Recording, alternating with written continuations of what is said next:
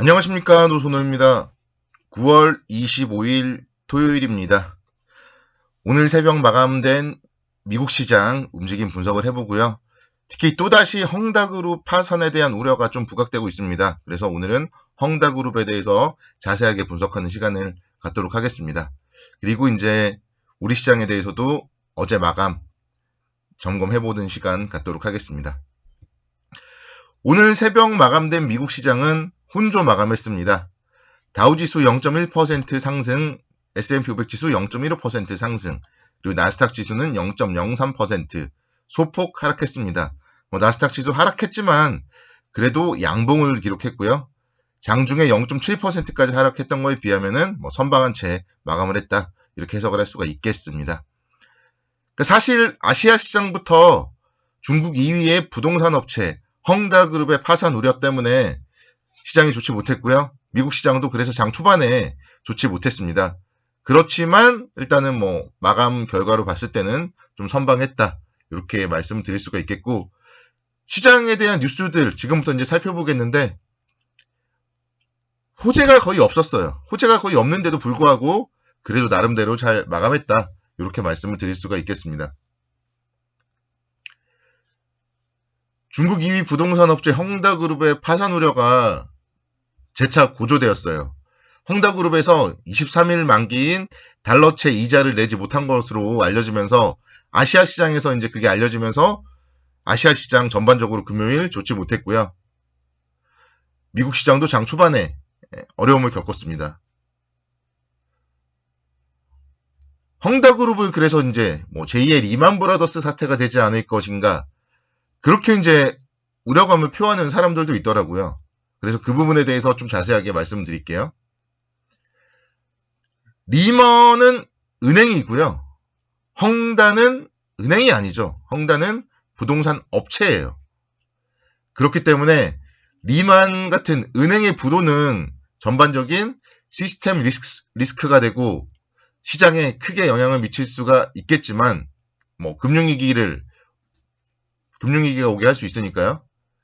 근데 이제 헝다 같은 경우는 한 기업의 그냥 문제이기 때문에 전반적인 시스템 리스크와는 거리가 멀다. 이렇게 말씀을 드릴 수가 있겠습니다. 은행이 헝다에게 대출을 해줬지만 은행이 헝다를 믿고 신용으로 대출을 해준 게 아니잖아요. 부동산 담보 이런 거를 잡고 대출을 해줬기 때문에 헝다가 망한다고 해도 그 위험이 은행에게 전가되지는 않습니다. 그렇기 때문에 너무 걱정할 필요는 없다. 이렇게 말씀을 드리도록 하겠고요.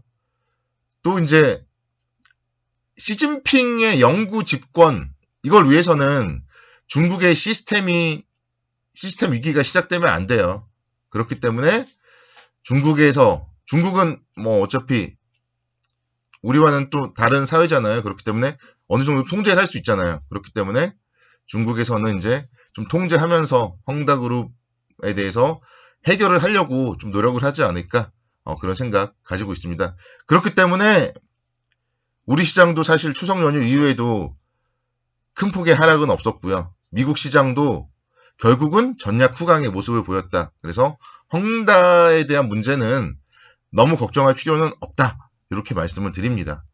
다시 한번 말씀드리지만 시장의 폭락은 어느 순간에 갑자기 예상치 못한 상황, 방심하는 상황에서 오는 거지, 모두가 이렇게 위기다 이렇게 얘기를 하는 상황에서는 오지 않습니다. 그리고 실제로 폭락이 온다고 하면은 대응을 하면 되는 거거든요. 일단은 지금 상황은 미국 시장도 그렇고 국내 주시장도 어제도 나름대로 버텼잖아요. 그렇기 때문에 너무 걱정은 할 필요는 없다. 또한 그리고 위기는 또 기회가 되잖아요. 그래서 헝다로 인해서 만약에 시장이 흔들린다면 또 그때는 잘 참고 있다가 하단에서 저점 매수 기회를 활용을 하면 되기 때문에 너무 걱정은 하지 말자. 이렇게 설명을 드리도록 하겠습니다. 그리고 또 하나의 악재가 미국 연방정부의 부채 한도 협상이 지금 난항을 겪고 있어요. 하원에서는 임시 예산안 그리고 부채 한도를 유예하는 법안이 통과가 되었습니다.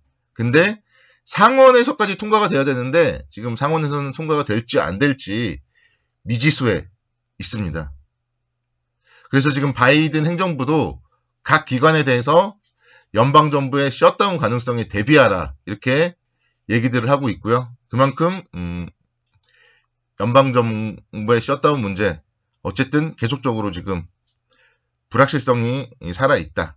이렇게 설명을 드릴 수가 있겠습니다. 그래서 이런 부분들은 좀 잘 해결이 되었으면 좋겠다. 이렇게 이제 미국의 뉴스에 좀 촉각을 세워봐야 되겠습니다. 어제 국내 주식시장 금융주들이 강세를 보였는데요. 최근에 보면 미국 10년물 국채금리가 다시 또 상승을 하고 있어요. 어제도 이제 장중에 1.46%까지 치솟는 모습을 보였습니다. 그러면서 좀 금융주들이 지금 또 강세를 보이고 있다. 그러니까 금리가 상승한다는 거는 또 상승하는 업종도 있다는 얘기죠. 그래서 금리 상승이 꼭 주식시장 전반적인 악재는 아니다. 요거를 말씀을 드릴 수가 있겠습니다. 어제 미국 시장에서는 좀 특이한 종목이 있었어요. 나이키가 6.3% 급락을 했습니다.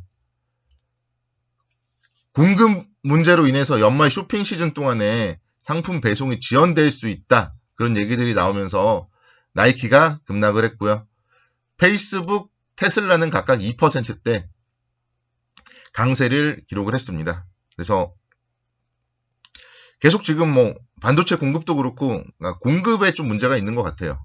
그렇지만 또 그렇게 공급에 문제가 생기면은 나중에 또 기저효과로 인해서 공급이 좋아지면 실적이 좋아질 날이 있기 때문에 역시 뭐 공급이 부족한 부분은 크게 악재로 해석을 해서는 안 되지 않나 이렇게 말씀을 드릴 수 있겠습니다. 어제 국내 주식시장 잠깐 보고 갈게요. 어제 국내 주식시장은 사실 어제 아침에는 여러분들이 많이 또 기대를 하셨을 거예요. 근데 항상 그렇듯 미국 시장의 상승은 왜 오전에 9시 때가 고점일까? 정말 슬프다 이렇게 말씀드릴 수 있겠고 코스피 항상 그렇기 때문에 우리가 게스피라고 좀 욕을 하고 막 이렇게 되는 것 같아요. 전강후약 아침에 0.62%까지 상승을 했는데 뭐 어제는 뭐 분명 또 이유가 있었죠. 헝다그룹에서 8,350만 달러 규모의 이자가 미지급되면서 아시아 시장이 전반적으로 좋지 못했어요. 중국 상해종합주가지수도 0.8% 밀렸고 항생지수도 다시 1.3% 밀렸고 이런 부분들 시장에 좀 이제 아시아 시장이 전반적으로 밀리는 영향을 받았는데 그에 비한다면은 국내 주시장은 그래도 선방을 했어요. 오후장에 계속적으로 버텨줄 자리에서 버텨줬잖아요. 시장이 뭐 쭉 하락을 하는 것이 아니라 나름대로 버텨줄 자리 잘 버텨줬다. 이렇게 설명을 드릴 수가 있겠고 결국은 하단이 지지된다면은 뭐 한번 다시 한번 좀 위로 3200선까지는 올라갈 가능성이 높다. 이렇게 좀 말씀을 드릴 수가 있겠습니다. 종목은 앞서서 말씀드렸듯이 금융지주사들이 좋은 모습을 보였습니다. KB금융 2.9% 상승하면서 53,000원대. 그러니까 KB금융 같은 경우 지금 보면은요. 5만원이라는 데서 하단이 상당히 단단해요. 하단이 단단한 가운데서 나름대로 계속적으로 위를 문을 열려고 두드리고 있기 때문에 이렇게 두드리면 열리겠죠. 그래서 6만원대까지 한 번 정도는 좀 도달 가능성이 높지 않냐. 이렇게 생각이 되고요. 우리금융지주 뭐 역시 마찬가지죠. 하단이 상당히 단단해요. 만원대 초반권, 1,500원권.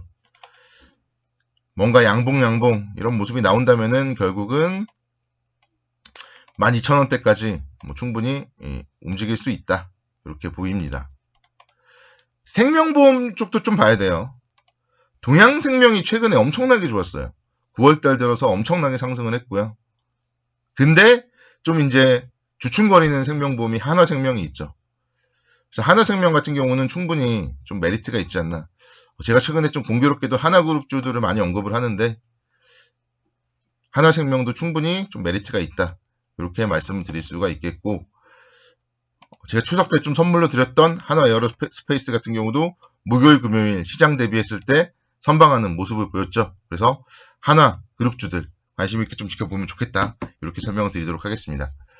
행복한 주말 보내시기 바라겠고요. 저는 내일 또 한 주일간의 투자 전략으로 찾아오도록 하겠습니다.